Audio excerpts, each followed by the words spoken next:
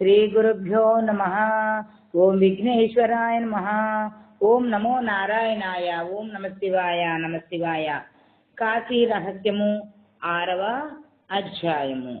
నిన్నటి వరకు మనం కలిలో మనకి ప్రజలందరూ ఏ విధమైన దోషాలు చేస్తారు, అది ఏ విధంగా తీరుతాయి అనే దాని గురించి మనం తెలుసుకున్నామండి. మరి ఇంకా కపిల సాంఖ్య యోగం గురించి, బ్రహ్మ జ్ఞానం గురించి ఇంకా కొన్ని విశేషాలు ఈరోజు ఈ 6వ అధ్యాయంలో తెలుసుకుందామండి.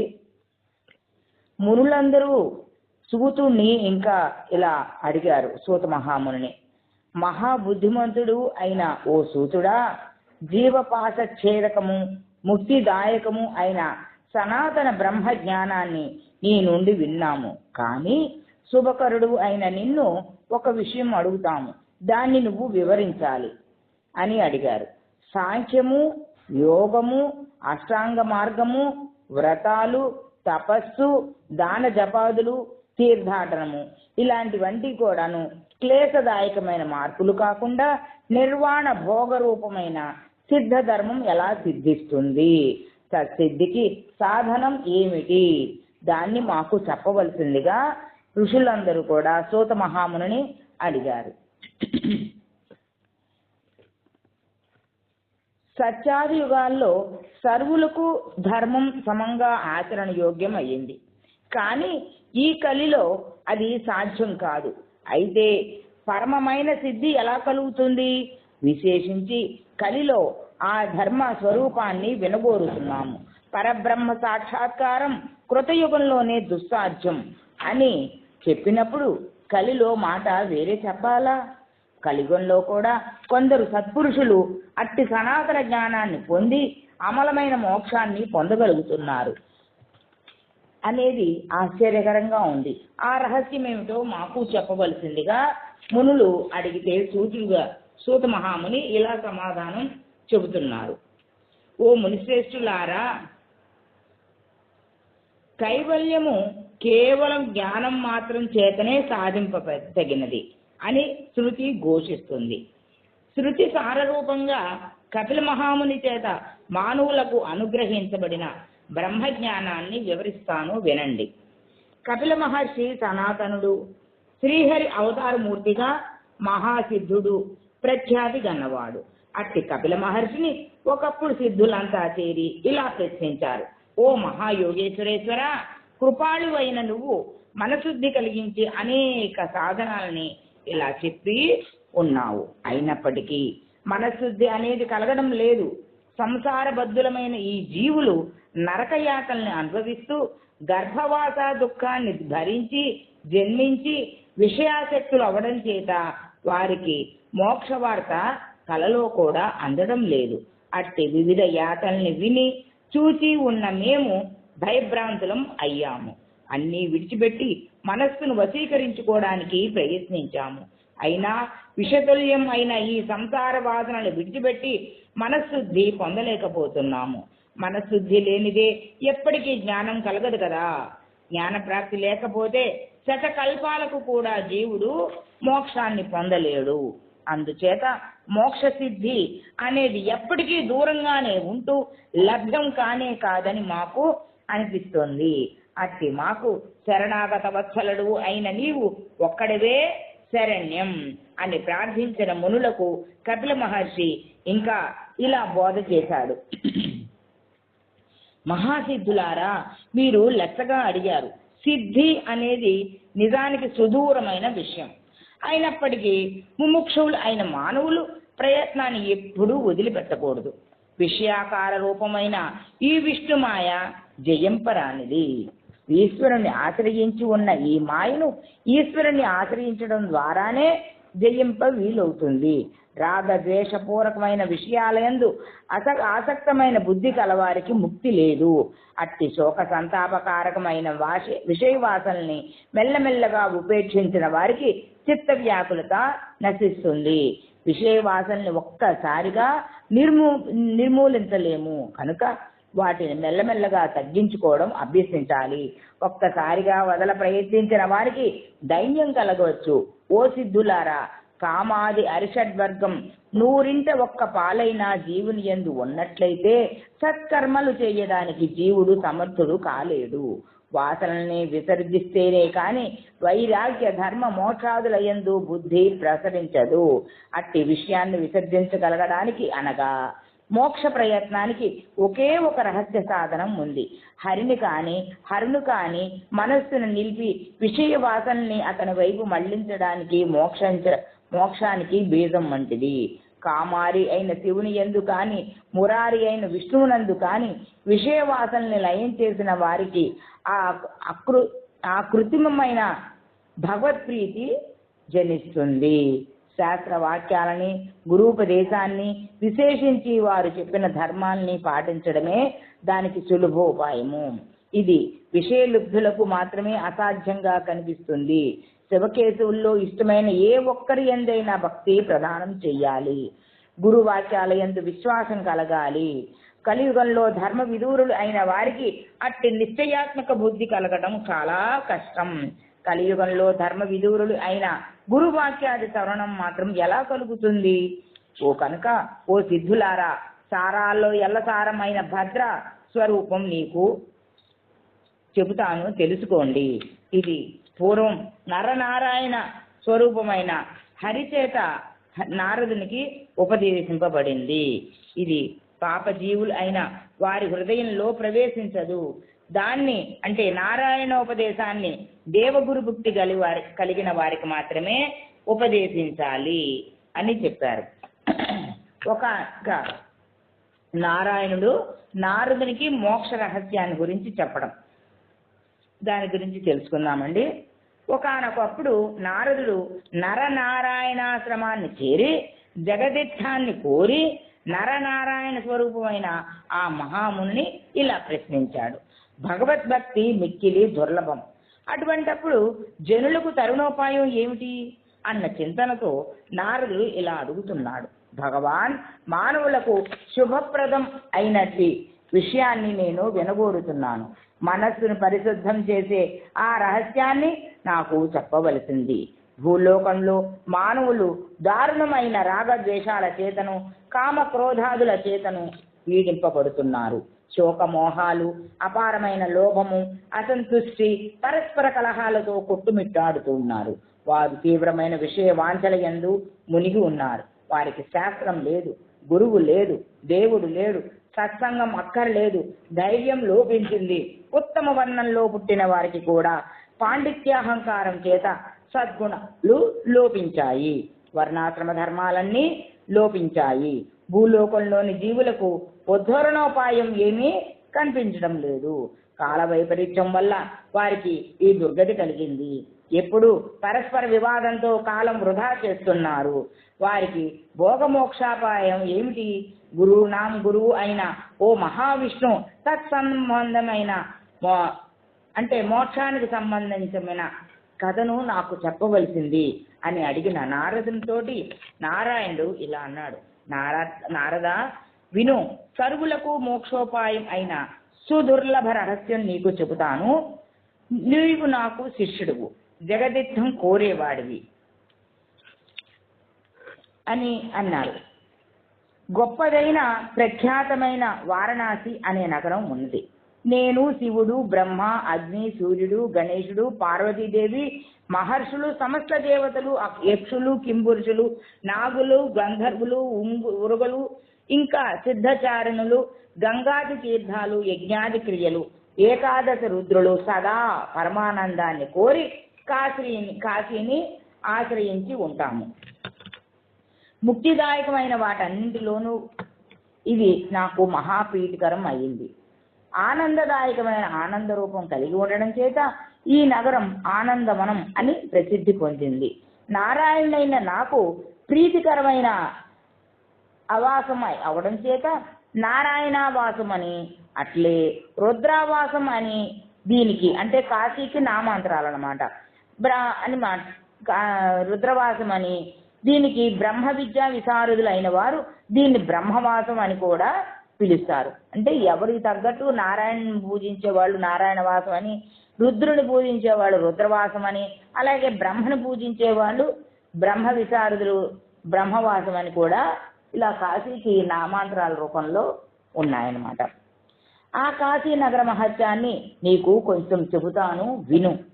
ఇక్కడ ఉన్న జంతువులకు అడుగడుగున మోక్ష సాధనాలు సులభతరం అవుతాయి. దృఢబుద్ధి కలిగి నిష్పాపులైన వారికి ఆ సాధనాలు ఇంకా శీఘ్రంగా సమకూరుతాయి. లోకం విచిత్రమైంది. వృధాగా ఇతర సాధన శతముల చేత జనులు క్లేశపడుతూ ఉంటారు. దైవోపహత జీవులై కాశీని పరిహరించి ఇతరత్రా పరిభ్రమిస్తూ ఉంటారు. ఈ కాశీలో అయితే ఎట్టి క్లేశము లేకుండా వివిధ రూపమైన ధర్మాన్ని పాటిస్తూ పశుపతి అయిన శివుణ్ణి, శాస్త్ర సమ్మతమైన కాశీని సేవించి సకల ధర్మసారాన్ని పొందవచ్చును. కాశీలో ఉండి ప్రాతకాలమందే డుండి గణపతిని, నన్ను అంటే హరిని, విశ్వేశ్వరుణ్ణి, దండపాణిని, ఆదిత్యుణ్ణి సేవించి కాశీవాసులు అయిన వారు తదనంతరం నిత్య నైమిత్తికాది క్రియాకలాపాలని నిర్వర్తించాలి. కాశీలో ఉంటూ కూడా కేవలం విషయభోగాలకై స్వదార గమనము, విత్తాశక్తి, కుటుంబ భరణమునకై నిత్య ప్రయాస, దేహాత్మ భావము కలిగి ఉండే వారికి ఎప్పటికీ మనశుద్ధి కలగదు. భోగాసక్తి చేత మోక్షసిద్ధి కలుగదు. మోక్షాసక్తి కలవారికి భోగాసక్తి ఉండరాదు.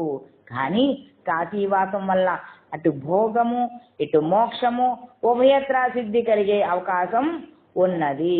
అంటే కాశీవాసం చేస్తూ నిష్కామ కర్మ చేసే వారికి ఉభయత్ర సిద్ధి కలుగుతుందని దీని భావం అన్నమాట. జితేంద్రియత్వం కలిగి ఉండటమే ఇచ్చట శ్రేష్టమైన తపస్సు. ఋతుకాల నియమాన్ని పాటించి చేసిన స్వభార్యాగమనం ఇచ్చట బ్రహ్మచర్యమే.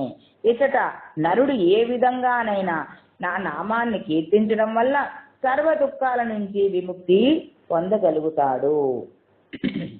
కాశీవాసం చేస్తూ నిత్యము విశ్వేశ్వరుణ్ణి, అన్నపూర్ణని, విఘ్నేశ్వరుణ్ణి నియమంగా పూజిస్తూ జీవనం గడిపే వారికి దుఃఖం కాని విఘ్నాలు కాని సంభవించవు. ఈ గల్లో తపము, వ్రతాలు, యోగము, సమాధి, యజ్ఞాదులు చేయడం సులభ సాధ్యం కాదు. కాబట్టి శాస్త్ర విధిని అనుసరించి కాశీలో నివసించే వారికి కామాది దుర్గుణాల బెడద అనేది కలుగదు అని విష్ణువు చెప్పగా నారదుడు మరలా ఇలా అడిగారు, ఓ మహాత్మా, లోకగురు కామాది దుర్గుణాలను జయించగలిగే ఆ శాస్త్రవిధి ఏదో నాకు తెలియజెప్పవలసింది అని అడిగిన నారదుడికి నారాయణుడు ఇలా చెప్పసాగాడు, ఓ నారదా విను. దుర్గమము అయిన విషయ సంకటమును దాటగలిగే శాస్త్రము విధిని నీకు వివరిస్తాను. రోగగ్రస్తులైన వారు ఔషధాన్ని సేవించి రోగ విముక్తులు అవ్వడం చూస్తున్నాము. కానీ సంసార రోగగ్రస్తులైన వారికి దేవాసుర మానవులు ఎవరైనా కాశీ వాసం విన సంసార రోగ శాంతి కలిగించే ఉపాయం మరొకటి లేదు.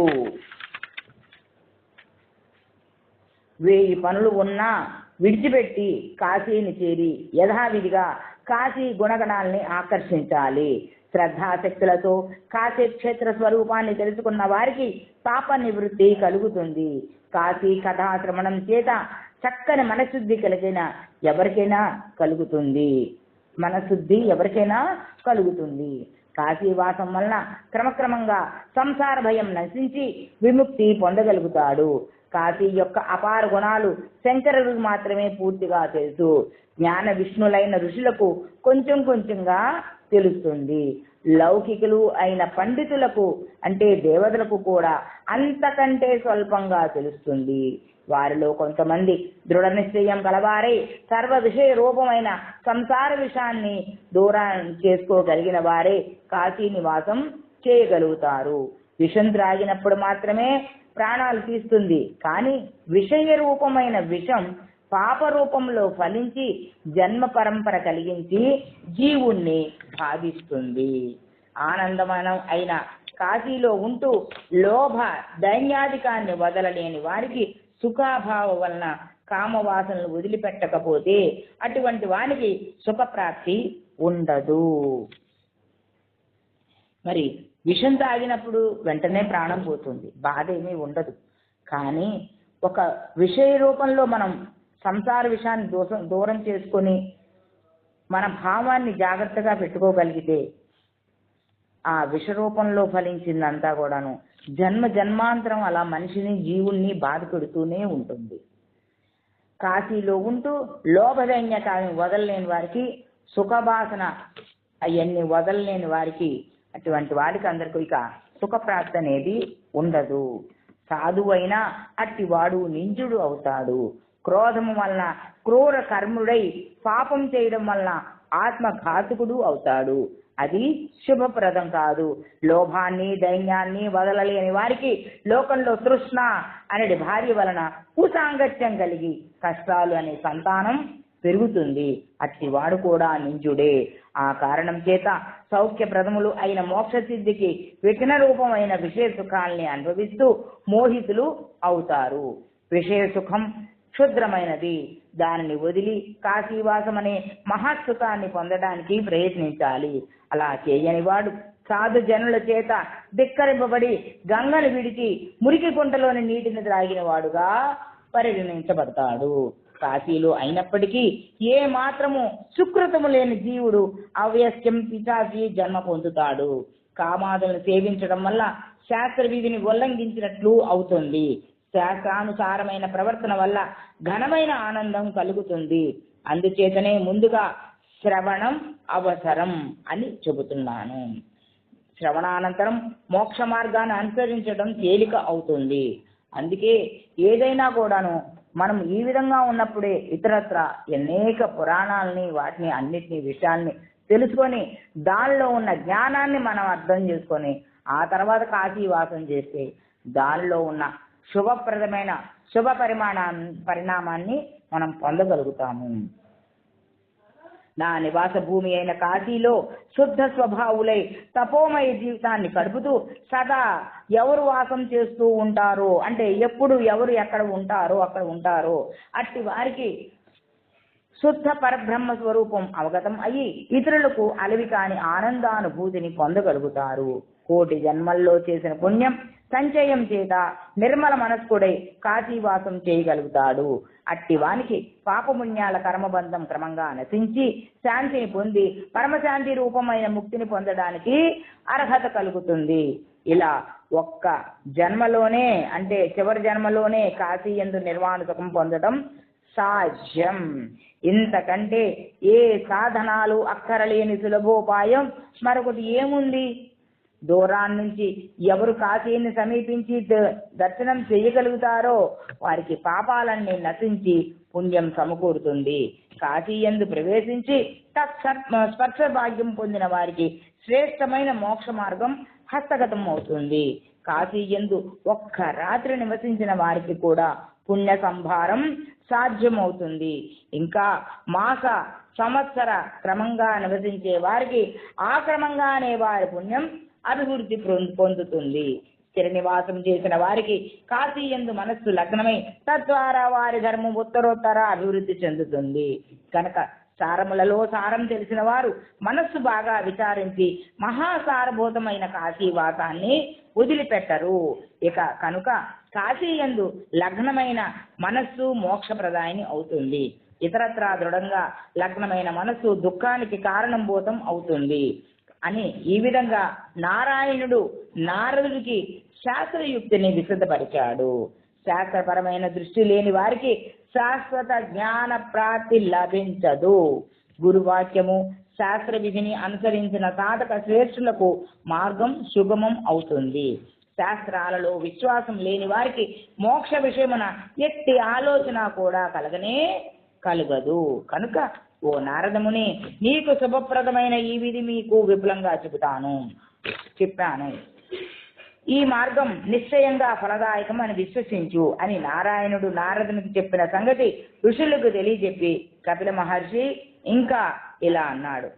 ఇలా శ్రీమన్నారాయణమూర్తి ముఖం నుండి కాశీ మహత్యాన్ని విన్న బ్రహ్మ మానసపుత్రుడైన నారదుడు తన వీణ అయిన మహతిని మ్రోగించుకుంటూ కాశీ నగరానికి బయలుదేరాడు. కాశీ రహస్యంలోని 6వ అధ్యాయం ముగిసింది. రేపటి రోజున 7వ అధ్యాయంలో కాశీలో ఉండి పాపాలు చేసిన వారికి మోక్షోపాయం ఏమిటి అలాగే ఈ శివ పార్వతుల మధ్య జరిగిన సంవాదం గురించి, అలాగే కాశీలో ధర్మకార్య తత్పరులైన సంపాదించే ఫలం గురించి, అలాగే ఇతర స్థలాల్లో కాశీలో చేసిన మందిర నిర్మాణం గురించి,